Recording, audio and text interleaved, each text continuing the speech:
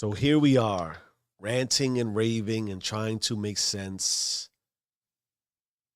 of our lives. At least I think so. Because again, we are making an attempt to improve, however you deem improving. And sometimes improving is setting arbitrary deadlines with timelines that only mean something to you in order to hold yourself accountable. So let's get into some of the things I wrote down today. And I wrote some of these down yesterday morning as is pontificating. Man, I got to look up that word. That's what came to me. Pontificating.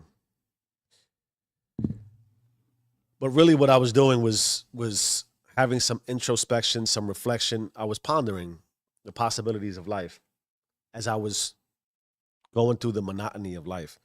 And I wrote down, don't overlook the monotony. Don't lose respect for the emotional process. Pay attention to everything. And now, in that way, paying attention to everything is virtually impossible in the way of consciousness. From the perspective of if you just decided to become aware and focused in all the time, you would burn out.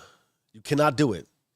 It is why the practice of stillness is so vitally important, particularly in this world today where we are notified about life by the second. It's almost as if it's this impossible game of trying to be as close to real time as possible. When do I believe, at least, we learn to pause, reflect, and stop? How do you stop time? You can't get ahead of time. I don't care how hard you work. You're never going to get ahead of time. As I've already said countless times, time is fleeting. The moments are fleeting. It is impossible for you to work ahead of time. Time's just going to go. So in that way, how could we possibly ensure we are paying attention to everything? If we can't use our consciousness, if we can't focus in, if we can't be attentive to every second of the day, because our bodies, our minds, our spirits, our souls, the way we're built makes it impossible because that's some of our limitations. What do? I wrote this down, right? Stay with me. Stay with me. It's like that scene in Gladiator, right? Stay with me. As one. I mean, he said, as one. I used to say that when I would hang up the phone. One. Yo, that was a great conversation. All right, peace. One. As one. Unity, harmony, collectiveness, mind, body, spirit. I digress. Here's what I wrote. You feel that? 4:46 in the morning. And I'm feeling splendid. I'm feeling splendid. That's been a word I've been using lately to describe my life. Set a timer for 5 a.m. Okay. According to my timer, we have approximately 13 minutes and 8 seconds now before 5 a.m. And I get into some cardio. I gotta also create some thumbnails, get another video I record. I feel like I recorded the video of my life yesterday. But I also feel like every time I record something, I can record it better. So every time I'm done with my next recording, it's the newest, it's the latest and greatest video of my life, right? The way I feel like day 30, we're in our rhythm, on our grind, patterns and habits. I'm here on time. At least I said I am. I think I am. Doing what I said I was going to do, therefore I am better. And this recording to me already is better than my last one because my life to me already is better than it was yesterday because my life to me will be better tomorrow and the next and the next and every day I get. Why? Because I focus in on it. I make the determination to push forward and improve. It doesn't mean there aren't obstacles, pain, suffering, anxiety, stress, overwhelm. But in that way, I'm prepared for it. Why? Because I'm doing my best to ensure that as part of the improvement, actualization, and self-fulfillment, that I focus, that there's stillness, that there's breath. So therefore there's possibility still, there's chance, there's opportunity. The pendulum always swings. And as long as I'm here, I will put in maximum effort to where the pendulum is in the wrong direction. I do my best to sort of force it in the least forceful way as possible. And that I release, I let go, and I focus on prospering. Here's what else I wrote down, right? Don't overlook the monotony. Don't lose respect for the emotional process. Pay attention to everything. It's impossible, you say, Jeff. We must be aware as we are unaware. Tuned in while we tune out. Conscious while we are unconscious. Don't lose sight of focus. We must trust that we won't misguide ourselves again. What does this mean? Aware as we're unaware, tuned in while we tune out, conscious while unconscious. Don't lose sight of focus. How is that possible? I believe this is what we're practicing. This is what we're practicing. If we are seriously and sincerely focused in and lasered in on improving our lives, we have to, at this juncture, I would surmise at least, otherwise it's massively irresponsible, that you have defined what it means to improve on your life. How can you improve on your life? Pick a direction, any direction. I talk about this regularly, and quite ironically, I'm going to lose, and it eludes me, the name of the teacher. I don't know if it was Buddhism or Zen, but essentially, he was the greatest arrow shooter in the world. And so naturally, everyone flocked into this man's school to learn how to shoot.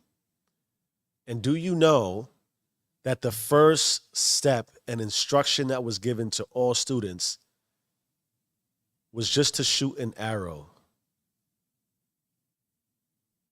without a target? And that in that way, by not having a target, you have a target, you have a aim. And that target and that aim is to simply practice, put forth effort, focus on the practice before you even aim at a target.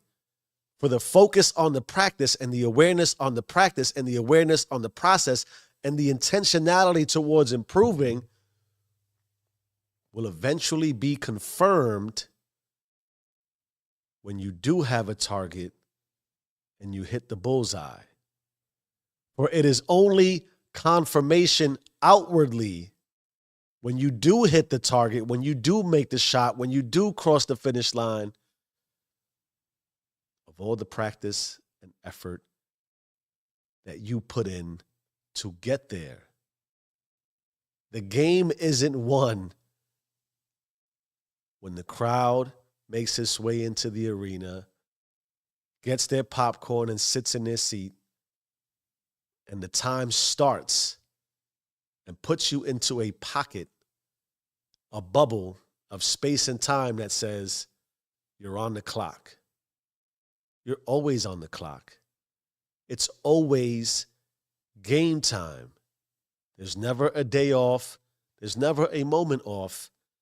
At least if you realistically believe that you want to continuously improve your life. There is no more time to waste. There is no more effort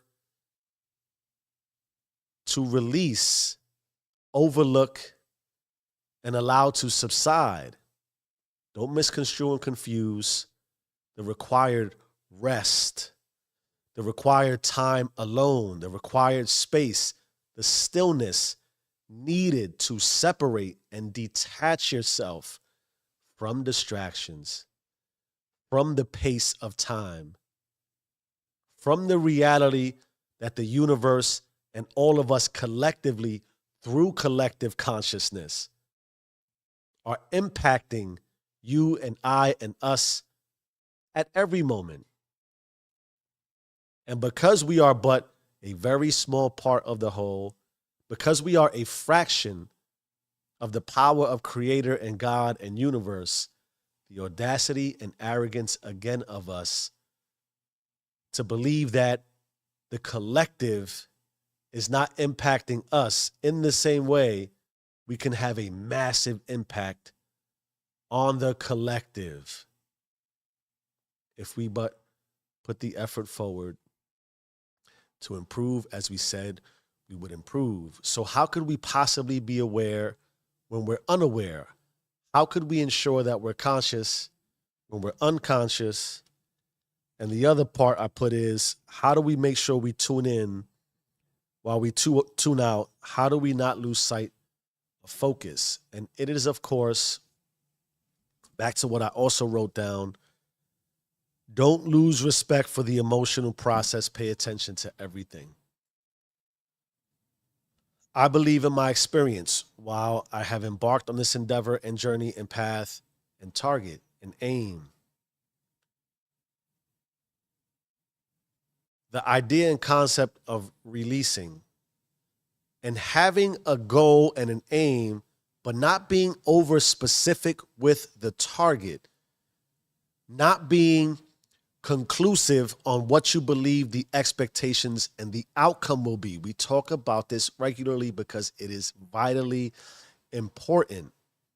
If I am only walking a path because I believe it'll get me to a specific destination and location and return me exactly what I am looking for, the reality is the specificity with which I am demanding life to return to me is also arrogant, misguided, and will leave you flat. Because there's no way with great specificity and detail that you could have any expectation of what life should be returning you because of your perceived effort, because of your perceived work towards what you think you should get out of the journey. It can't work that way.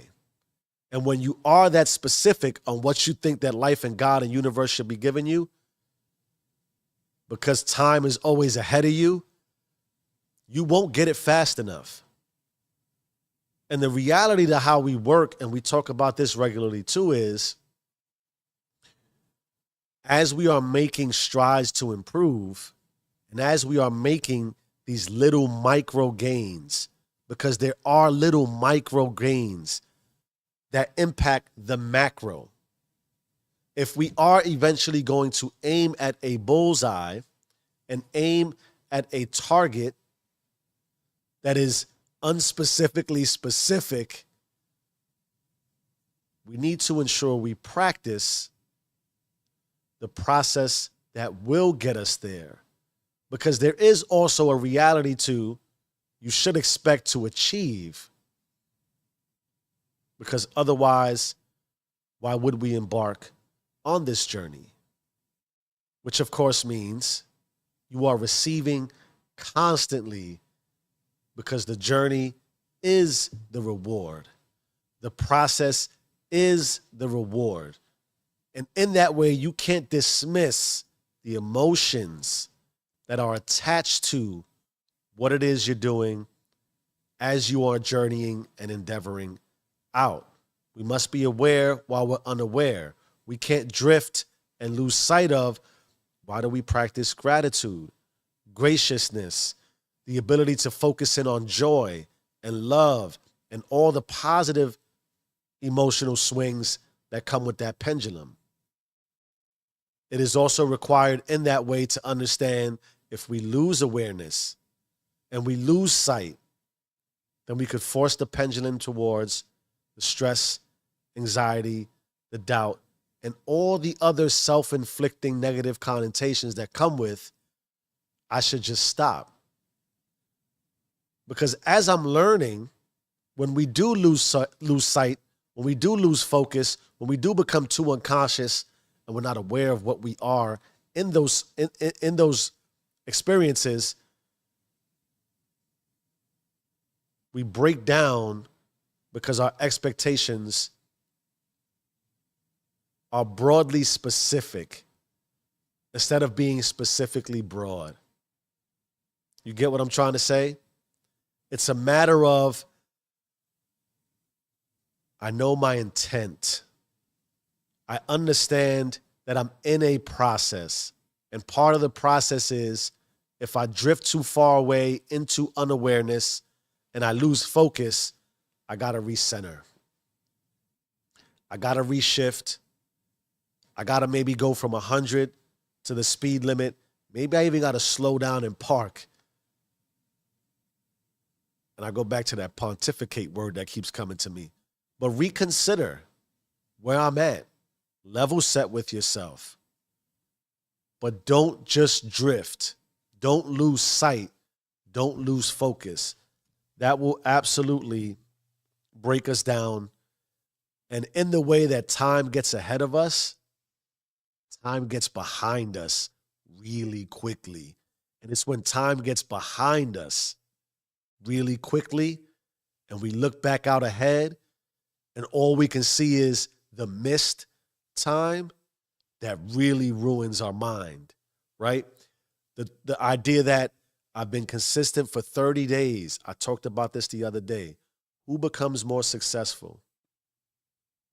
If I do this for 60 days, that's my timer, excuse me. If I say I'm on a self-improvement journey for 100 days, and I do it 100 days straight, and we'll use the time of the year as a benchmark. But the other 265 days, I do nothing. Versus someone who put in 10 days of work towards improvement every month for the entirety of the month and remain consistent in that way. Who's made it further?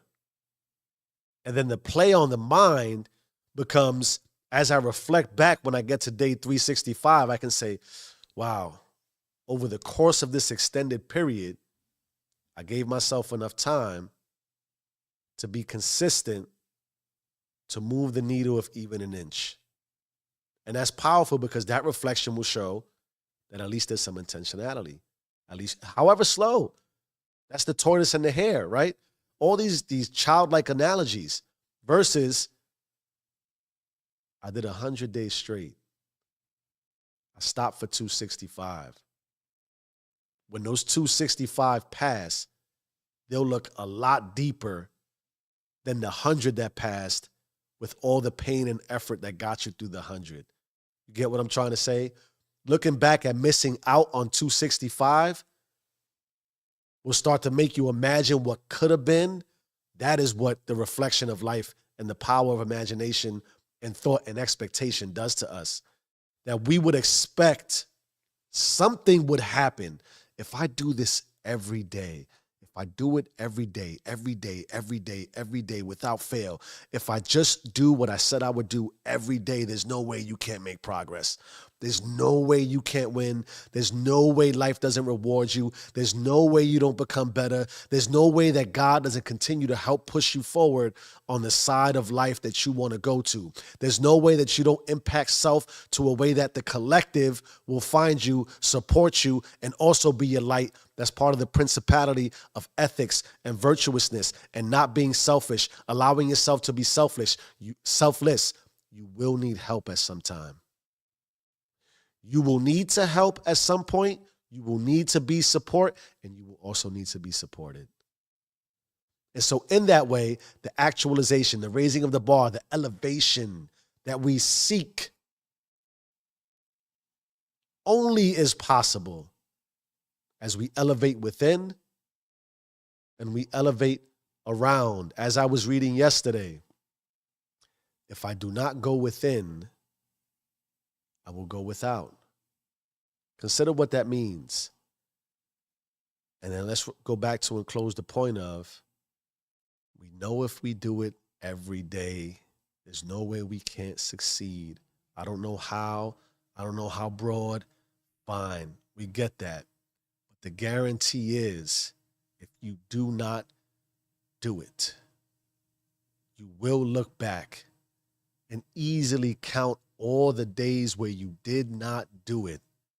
And it'll hurt exponentially more than the pain it took to just do it. So simplistic, so childlike, so nursery rhyme and elementary, yet profoundly difficult for all that it could give us, for all that the improvement process, the actualization, the fulfillment of self could give us. It can take away in incrementally higher levels, particularly as we let time get too far ahead and then find ourselves very far behind in time. You don't want to be in the rhythm and pattern and habit of constantly asking yourself, what if?